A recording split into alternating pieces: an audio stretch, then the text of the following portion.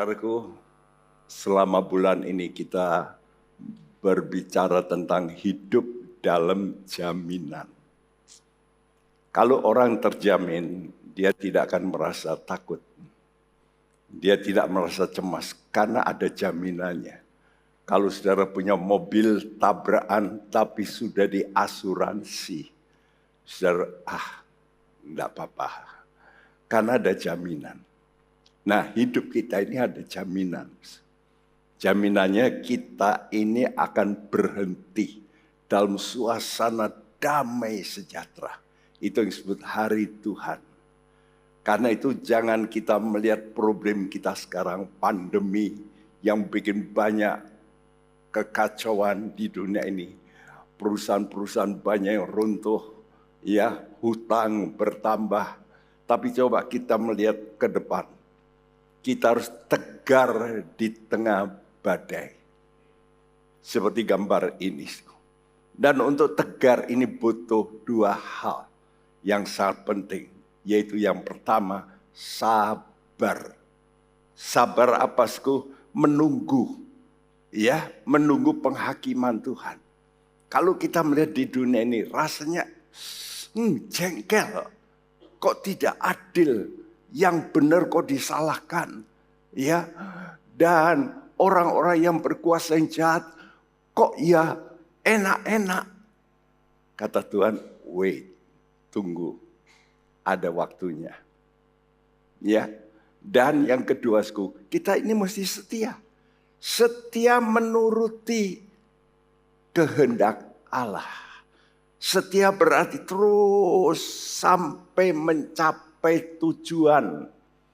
Nah, di dalam Mazmur 107 ayat 28-30 diceritakan tentang kehidupan manusia itu seperti orang sedang naik kapal bahtera berlayar. Kalau berlayar di lautan pasti kena ombak, tidak? Pasti. Demikian juga hidup kita. Jadi kita ini nanti pasti kena ombak, ombak-ombak yang begitu besar yang menghantam kehidupan kita. Tapi jangan takut, ya. Kita ini anak-anak Tuhan, punya Tuhan yang dahsyat, yang hebat. Karena itu mari kita mau percaya, dalam Tuhan itu selalu ada jalan keluar. Karena itu mari kita mau mempercayai hal ini. Ya, saudara, karena itu dalam Mazmur 119 ayat 81 sampai 84 berbunyi demikian. Habis jiwaku merindukan keselamatan daripadamu. Aku berharap kepada firman-Mu. Habis mataku merindukan janjimu. Aku berkata, bilakah engkau akan menghiburkan aku? Sebab aku telah menjadi seperti kirbat yang diasapi. Namun ketetapan-ketetapan-Mu tidak kulupakan. Berapa lagi hari-hari hamba-Mu ini, bilakah engkau menghukum orang-orang yang mengejar aku? Iya, ini satu pemazmur yang menyatakan, habis jiwaku merindukan keselamatan. Apa artinya? Jiwa itu apa, pikiran, perasaan, kehendak. Kadang-kadang kita, nggak bisa tak pikir. Ya, sudah aku merasa kok nggak mungkin. Ya. Jadi ada problem-problem yang membuat jiwa kita ini habis sepertinya. Ya, saudaraku, lalu dikatakan di sini, tapi ada satu hal. Walaupun secara pikiran, perasaan manusia, kita itu habis akal. Tetapi saudara harus berkata seperti yang biru ini. Aku berharap kepada firman-Mu. Nah, ini mesti sudah lakukan. Seperti Bapak Abraham. Dijanji anak. Waktu dia umur 75. Ya, 85 belum punya anak. Istrinya 75. Ya, beda 10 tahun. Bayangin kalau sudah 75, menopause. mandul lagi. Mana mungkin? Karena itu ambil Hagar. Tuhan kata, no, bukan. Dia tunggu lagi sampai mau 100 tahun. Bayangin, sehingga Alkitab mengatakan, di dalam itu Abram tetap berharap. Nah, kadang-kadang akal kita ini jalan, tapi akal kita ini jangan membatasi. Membatasi apa? Mujizat. Tadi kita nyanyi, ya, habis mataku merindukan janjimu. Artinya, secara penglihatan nggak mungkin. Jadi secara melihat kenyataan, nggak mungkin lah. Itu bisa tertolong, nggak mungkin. Ya, karena itu pemazmur kata Tuhan, bila engkau menghibur aku kalau begini. Ya, sebab aku telah menjadi kirbat yang diasapi. Saudara tahu kirbat itu tempat yang diasapi, jadi pedih matanya. Orang Jawa bilang sepet, nangis terus. Ya, saudaraku. Namun, jangan bersandar kepada pikiranmu, perasaanmu. Bersandar kepada janji Tuhan. Amin. Bersandar pada janji Tuhan. Ketetapan-ketetapanmu tidak kulupakan. Saya berkata ini pemazmur dahsyat. Jadi kita melihat, menunggu keadilan dalam dunia ini. Kita ini kadang-kadang jengkel ya. Dunia ini kok begini toh. Aduh. Kok pengadilan ada tapi ya memenangkan yang salah. Yang korupsi enak. Ya toh. Yang merampas hak kita enak. Kadang-kadang kita itu bisa rasanya jengkel. Waktu menunggu. Tapi ingat, ada waktunya. Tuhan akan membuat pengadilan yang paling adil. Karena itu kita mesti belajar menunggu waktu Tuhan. Ya, tunggu waktu Tuhan dengan baik. Oleh karena itu, jalan Tuhan itu jalan yang sempit. Narrow road, ya, dan tujuan kita yang penting selamat sampai pelabuhan kesukaan. Pelabuhan kesukaan kita di sorga. Haleluya.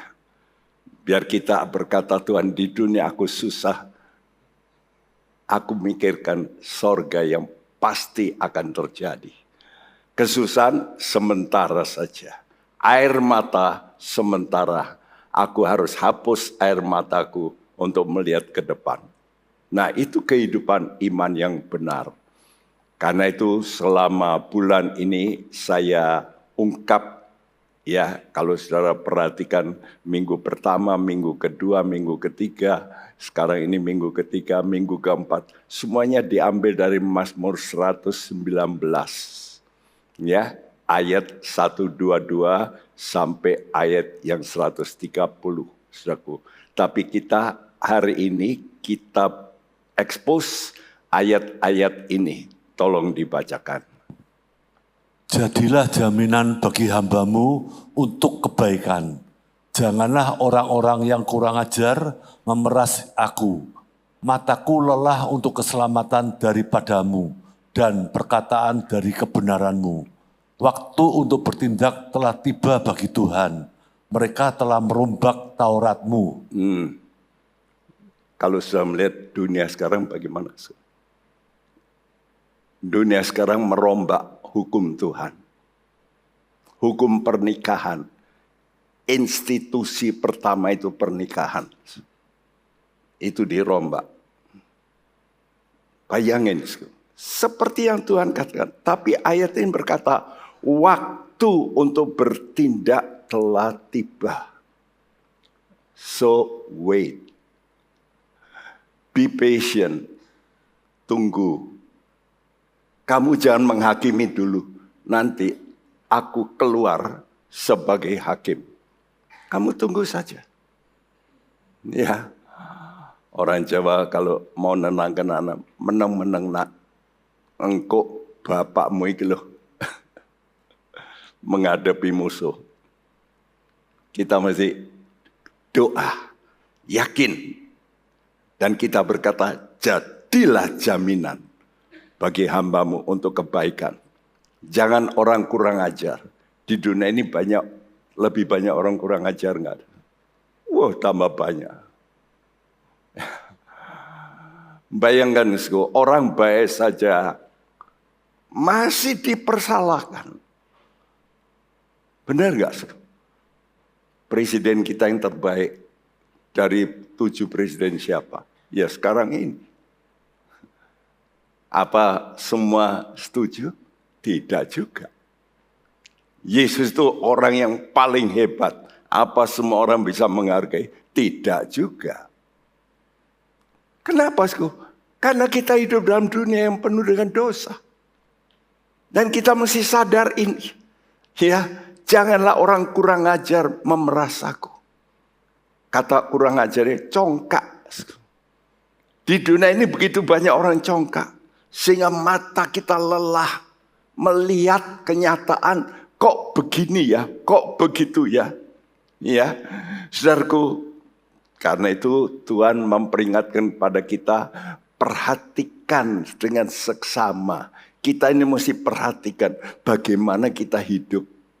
Gunakan waktu, persiapkan di tengah kesulitan, di tengah tekanan, gunakan waktu. Jangan sampai engkau ngamuk, lalu engkau salah. Tapi justru persiapkan, karena hari-hari ini jahat.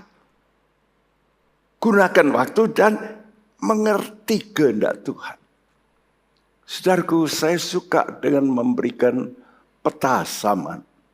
Karena peta zaman ini membantu kita mengerti. Ya, kalau Tuhan dulu ya merenovasi dunia ini dalam 6 hari, lengkungan 1, 2, 3, 4, 6, dia bekerja, tapi lengkungan ke-7 dia berhenti. 6 hari penciptaan, hari ke-7 berhenti.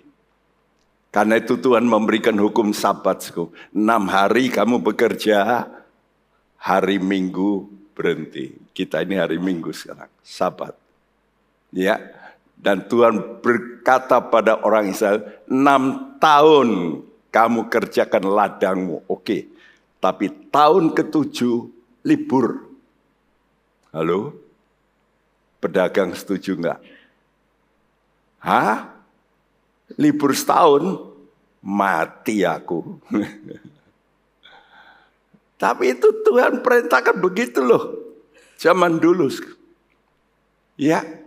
Jangan takut, tanah itu nanti tahun ke-8 akan membuat tahun ke-8 itu dahsyat. Kalau kamu nuruti, aku bisa membuat mujizat. Itu yang Tuhan maksudkan. Karena itu, saudara mesti gunakan waktu, sabat, berhenti. Jangan usrek, kerja terus. Kerja terus, mati. Betul nggak? Akhirnya apa? Dead. Setelah mati, bawa apa? Nggak bawa apa-apa. Sekarang saudara mesti pakai waktumu untuk bekerja. Ya, dengan baik. Dan nanti ada 6 milenium, 6.000 tahun. Ini dari Adam. Dan sekarang sudah mau ditutup buku ini. Kita sebentar lagi akan masuk hari Tuhan. Kedatangan Tuhan. Tidak lama lagi. Oleh karena itu mari kita expose apa yang Tuhan katakan dalam Roma 13 ayat 8 sampai 14. 1 Yohanes 3 ayat 14. Nanti sudah catat dan baca. Ya, penting saudara itu mengulang firman Tuhan supaya ingat. Kalau nggak ngulang, nggak akan ingat. Ya, sekarang sudah ada foto aja ceklek. Atau buka YouTube lagi, dibaca ulang. Kalau diulang-ulang jadi apa? Ingat. Ingat waktu SD, kita mesti belajar mengulang. Ya, Nah, untuk bisa mencapai tujuan akhir, yang pertama, saudara mesti mempunyai kekuatan perjalanan hidupmu. Dan apa kekuatan perjalanan hidupmu? Kasih, love. Ya, 1 Korintus 13 ayat 4-7 berkata, kasih itu sabar. Ini ayat 4 dibuka dengan kata kasih itu sabar. Kalau dalam bahasa Inggris dikatakan dari yang literal, the love is long suffering. Kasih itu bisa tahan menderita panjang. Halo. Kalau lagi pacaran, I love you darling. Tapi waktu sudah kawin, lu kok gitu? Wah.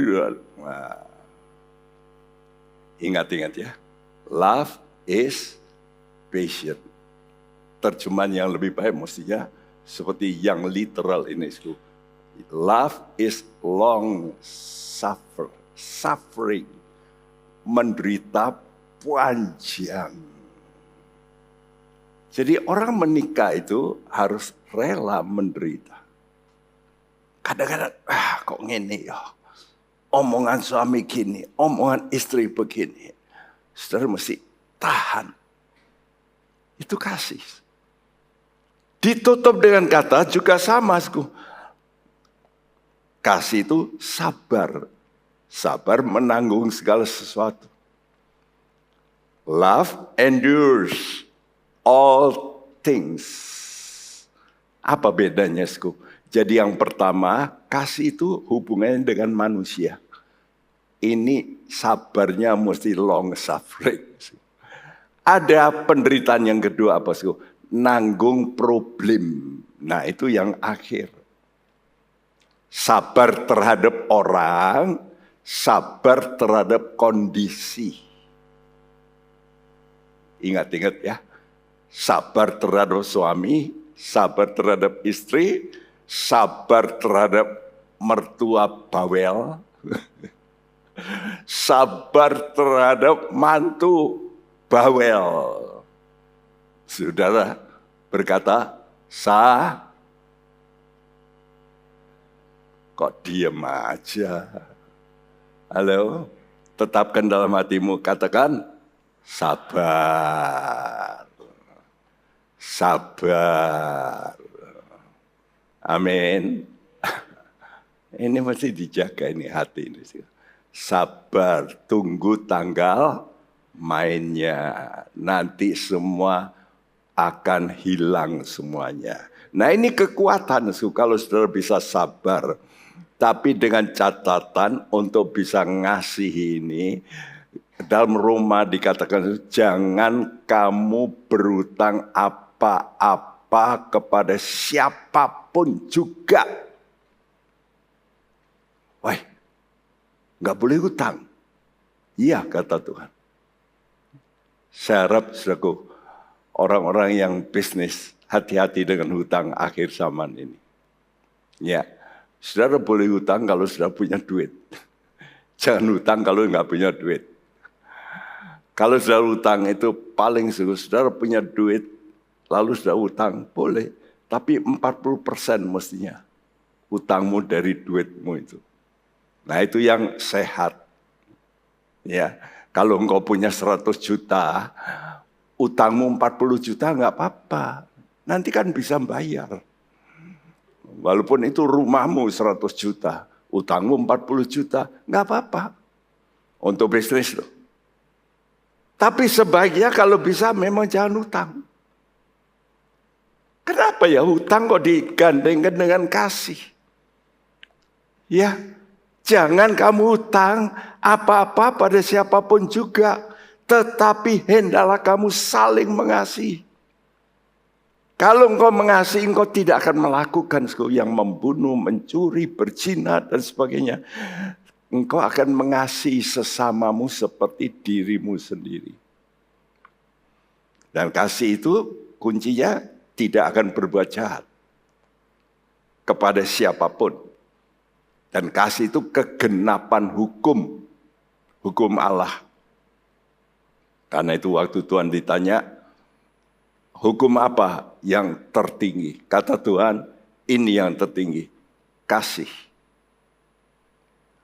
Nah sekarang kita tanya, semua saya tulis ini, semua manusia pasti punya utang. Oh, saya nggak punya utang, bohong. Rasul Paulus saja berkata, aku berhutang baik kepada orang Yunani maupun pada orang bukan Yunani, kepada orang terpelajar maupun pada orang yang tidak terpelajar. Aku hutang. Karena itu aku memberitakan Injil. Saudara bisa selamat, kenapa? Karena ada yang menolong saudara. Kenapa sekarang saudara bisa masih setia ikut Tuhan? Karena ada yang membimbing saudara. Nah itu utang itu. Ya, saya tuliskan, saudaraku, ini utang-utang kita. Ada tulisan di latar belakang, you only live once, so live a good life. Kamu ini hidup cuma sekali di muka bumi. Memang ada ajaran berkata kita ini hidup nanti bisa mengulangi lagi. Habis mati nanti nitis lagi. Mati nitis lagi. Itu ajaran memang. Tapi Alkitab mengatakan sudah ditentukan manusia mati berapa kali? Sekali saja. Ibrani 9 ayat 27, catat itu. Ingat, engkau ini hidup cuma sekali saja. Setelah itu datang penghakiman. Enggak ada ulang-ulang. Ya. Nah, hutang yang pertama itu saudara hutang pada pemberi hidup. Siapa pemberi hidupmu? Yesus. Bapa memberikan Yesus. Yohanes 3:16. Demikianlah Allah mengasihi dunia ini sehingga dikaruniakannya anaknya yang tunggal, yaitu Yesus, supaya kita yang percaya jangan binasa namun beroleh hidup yang kekal. Jadi kita ini hutang pada Yesus yang bayar dosa kita. Ini penting, ngerti saya hutang sama Yesus. Yang kedua, saudara hutang sama pemelihara hidup. Siapa pemelihara hidupmu? Secara jasmani, orang tuamu. Karena itu kalau anak kurang ajar sama orang tua, wah celaka. Ada anak yang ribut soal harta warisan. Lihat di viral. Ya. Mamanya sudah mati. Masuk peti mati. Mau ditutup peti mati, anak-anaknya kumpul. Ribut di situ. Mamanya dikeluarkan, dilempar. Ada tuh. Sampai begitu. Mati pun sudah jadi mayat. Masih dikeluarkan dari peti mati, dibuang. Itu, waduh kurang ajarnya gimana itu. Saudara setiap kita dulu nyusu sama ibu kita. Dia mengandung sekian bulan. Jadi kalau ada anak kurang ajar sama mama, waduh. Hukumannya berat. Kalau itu sudah terjadi, engkau harus bertobat. Minta ampun sama Tuhan. Engkau utang, tidak bisa dibayar itu. Engkau tidak punya duit waktu nyusu itu.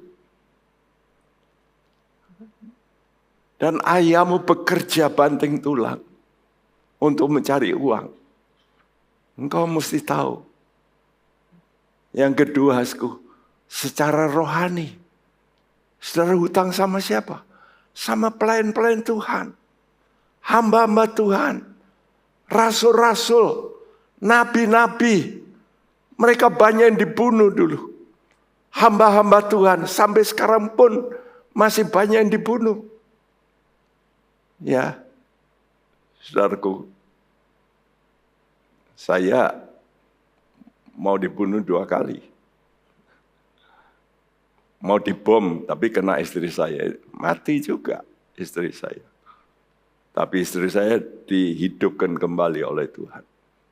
Ya, saudaraku, rumah saya dibakar. Mestinya mati. Nah, masih ada kejadian yang lain. Saya mau disantet. Karena menolong. Jadi kita melihat, kita ini mesti bayar hutang. Dengan apa, mengasihi Tuhan dan mengasihi sesama. Karena itu jangan berzina, jangan membunuh, jangan mencuri dan sebagainya. Jangan itu jangan dilakukan. Dan kita mesti mengasihi sesama kita. Kita semua hutang. Dan bukti kasih itu tidak berbuat jahat kepada orang. Jangan sampai kita berbuat jahat. Karena kasih itu ukuran Tuhan. Saudara nurut apa tidak sama Tuhan. Ya, dikatakan kasih adalah kegenapan hukum. Engkau menggenapi hukum Tuhan kalau kamu punya kasih. Ini yang pertama. Jadi saudara mesti menjadi orang yang bisa bertahan, ya, sabar dalam problem-problemmu. Yang kedua apa, kita mesti bangun dari ketiduran. Kalau kita mau mencapai tujuan, jangan tidur terus. Orang tidur itu malas, betul? Kita butuh tidur, tapi kalau tidur terus, ya malas. Nah sekarang kalau saudara nyetir, tidur gimana? Sampai tujuan, bisa. Tujuannya di pemakaman. Kita mesti bangun. Ya. Nah, kalau saudara sedang menghadapi badai hidup, apa yang mesti bangun? Spiritmu, semangatmu ini loh, mesti. Jangan, keadaan begini, setelah. Lalu apa? Bunuh diri. Ini banyak orang melakukan saat-saat ini. Apalagi anak-anak muda sekarang. Banyak. Di Jepang itu kalau bulan April, itu banyak orang bunuh diri. Kalau tidak naik sekolah saja, berani bunuh diri. Dan bunuh diri mereka itu, pakai samurai. Tosok di ususnya di begitu. Ya. Keluarga saya yang dulu sekarang masih jadi dokter di Surabaya. Dia belajar di Jepang beberapa tahun, dokter kulit. Dia berkata, waduh Pak Bekti, tiap bulan keempat mesti begitu banyak orang bunuh diri. Saudaraku, kenapa? Karena mereka tidak tahan menghadapi masalah. Kita mesti tahan bangun rohani kita. Karena itu kita mesti membina rohani kita. Ya, karena itu dari Roma 13 ayat 11 berbunyi, hal ini harus kamu lakukan karena kamu mengetahui keadaan waktu sekarang, yaitu bahwa saatnya telah tiba bagi kamu untuk bangun dari tidur. Sebab sekarang keselamatan sudah lebih dekat bagi kita daripada waktu kita menjadi percaya. Ya, saatnya sudah tiba untuk kamu bangun dari tidur. Sebab, kenapa sebab? Keselamatan sudah lebih dekat. Loh, selamatan lebih dekat. Jadi kita ini belum selamat. Belum selamat komplit. Sudah selamat, sudah.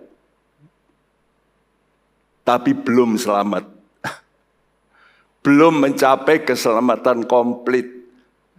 Karena kalau saudara hidup, sekarang masih bisa berdosa enggak? Bisa. Upah dosa apa? Maut. Walaupun kita sudah jadi orang Kristen, masih bisa berdosa. Upah dosa apa? Maut. Kapan kita tidak berdosa? Kalau tubuh kita ini sudah diubah. Nah, itulah keselamatan yang akan datang. Keselamatan yang komplit. Roh, jiwa, tubuh. Sudah selamat, sudah. Apanya? Rohnya. Waktu kita percaya Tuhan, roh kita diselamatkan. Tapi jiwa kita sedang ya. Kenapa? Pikiran, perasaan kita masih sering konflik sama firman Tuhan. Itu jiwa itu. Jadi kalau saudara jengkel sama orang, loh engkau kalau mati lagi jengkel, mati selamat apa enggak? Ya enggak selamat. Kan jiwamu belum selamat. 1 Petrus 1 ayat 9 berkata, tujuan akhir dari iman itulah keselamatan jiwa. The end of your faith is the salvation of your soul. Akhir dari imanmu itu keselamatan jiwamu. Karena itu kalau jiwamu sudah beres, pikiranmu beres, perasaanmu beres, kehendakmu beres, wah itu hebat. Nah itu nanti tubuhmu akan diubah oleh Tuhan. Itu namanya keselamatan lengkap. Karena menuruti kehendak Tuhan sepenuh, tidak menuruti maunya dewek, kemauan sendiri. Ya, karena itu inilah yang disebut kita mesti bangun. Ya, bangun dengan apa? Untuk melakukan kebenaran. Kalau sudah melakukan kebenaran, pasti damai. Raja damai, Yesus memerintah hidupmu. 1 Tesalonika 5 ayat 3 berkata, semoga Allah damai sejahtera menguduskan kamu seluruhnya, dan semoga roh, jiwa, dan tubuhmu terpelihara sempurna dengan tak bercacat pada kedatangan Yesus Kristus Tuhan kita. Iya, bahasa Indonesia pakai semoga-semoga. Nggak tahu kok moga-moga selamat. Jangan, makanya saya kurung itu supaya sudah tahu. Dalam terjemahan bahasa Inggris nggak ada kata semoga. Allah damai sejahtera menguduskan kamu seluruhnya. Roh dan roh, jiwa, tubuhmu terpelihara sempurna. Wow. Tubuh kita diubahkan oleh Tuhan. Damai, sukacita. Nah, sukacita itu kekuatanmu menghadapi masalah. Karena itu yang kedua, kamu mesti bangun rohanimu supaya kamu bisa kuat. Kalau mau bangun, saudara mesti habis bangun biasanya apa? Makan, minum. Kalau rohanimu bangun itu tandanya suka firman Tuhan, makan firman Tuhan. Suka menyanyi, suka memuji Tuhan, ya, suka sembahyang, itu namanya bangun. Saya undang Anda yang belum datang hari Sabtu malam di sini jam 6 sampai jam 7 cuma 1 jam. Ayo doa supaya rohanimu bangun. Jangan tidur terus rohanimu. Kalau engkau bangun, engkau punya sukacita menghadapi masalah. Dan saudaraku, yang ketiga ini adalah saudara mesti kenakan ya saudaraku terang dalam perjalanan. Bayangin ya saudaraku, kalau saudara ada jalan ini belok-belok, saudara lalu mati lampu. Nabrak enggak? Nabrak. Jalannya lurus tapi mati lampu. Nabrak juga. Karena itu saudara mesti pakai terang ya. Kenapa, Sku? Injil Yohanes 12 ayat 35b mengatakan, Sku, selama ada terang padamu, percayalah. Siapa itu terang? Yesus. Ya, selama Yesus masih diberitakan, percaya ini perkataan Tuhan, Sku, supaya kegelapan jangan menguasai kamu. Barang siapa berjalan dalam kegelapan, dia nggak tahu kemana perginya. Lah pergi kemana, Sku? Waduh, bisnis lagi hancur. Kemana? Ke meja judi barangkali bisa menang. Barangkali. Barangnya masih dikali. Loh kok barangkali menang? Kalah. Bandar judi itu pasti hebat. Siapa yang kaya? Memang sebagian dapat, tapi yang kaya bandar judi. Betul enggak? Enggak ada. Pemain judi terus menang itu enggak ada. Ya. Bahkan di luar negeri sudah ada mafia. Kalau sudah main terus menang gitu, mau pulang ditahan sama orang gempal-gempal. Ya, terpaksa main lagi, lalu kalah. Lalu apa? Tidak tahu kemana perginya, terjun dari loteng. Karena itu kenakan terang dalam perjalanan. Ya, sekarang ini pesan Tuhan, Roma 13 ayat 12 sampai 14. Hari sudah jauh malam, telah hampir siang. Sebab itu, marilah kita menanggalkan perbuatan-perbuatan kegelapan dan mengenakan perlengkapan senjata terang. Marilah kita hidup dengan sopan, seperti pada siang hari. Jangan dalam pesta pora dan kemabukan. Jangan dalam percabulan dan hawa nafsu. Jangan dalam perselisihan dan iri hati. Tetapi kenakanlah Tuhan Yesus Kristus sebagai perlengkapan senjata terang, dan janganlah merawat tubuhmu untuk memuaskan keinginannya. Iya, jadi kalau saudara mau jalannya sampai tujuan, jalannya mesti diterangi. Mengenakan perlengkapan senjata terang. Lalu dijawab di bawahku, kenakanlah Tuhan Yesus Kristus. Jadi saudara kalau jalan di waktu gelap, bawa senter. Nah sekarang senter itu Tuhan Yesus. Kenakanlah Tuhan Yesus. Apa artinya? Kenakanlah Tuhan Yesus. Ya, jadi kalau kita mau mencapai tujuan yang benar, kita mesti berjalan dalam terang. Dengan apa? Pertama, saudara mesti mau menanggalkan perbuatan-perbuatan gelap. Dagang gelap, pembicaraan gelap, istri gelap, suami gelap, bisnis gelap. Itu mesti ditinggalkan, itu gelap kok. Ya, jadi perbuatan kegelapan harus kita tinggalkan. Dan kata Tuhan, jangan dalam pesta pora dan kemabukan. Perhatikan kata dan ini. Ya, kalau pesta pora plus kemabukan, itu di mana biasanya? Night clubs. Kelab malam.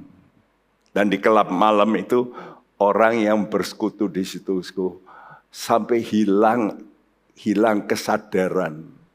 Minum-minum sampai teler. Itu kan hilang kesadaran.